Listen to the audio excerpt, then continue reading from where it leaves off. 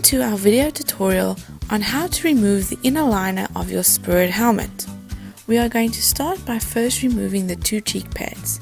Slide your fingers under the inner liner between the EPS and the press studs and pull the cheek pad towards the center of the helmet.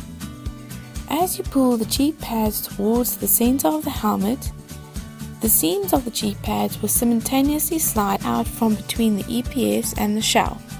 Now repeat the same process for the right side cheek pad. Next, you will have to remove the headpiece inner liner.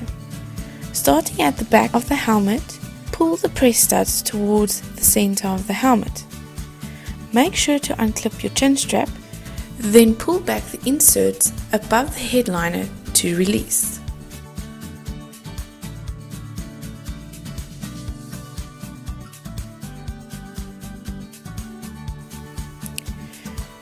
To put your inner liner back into your helmet, follow the same process in reverse.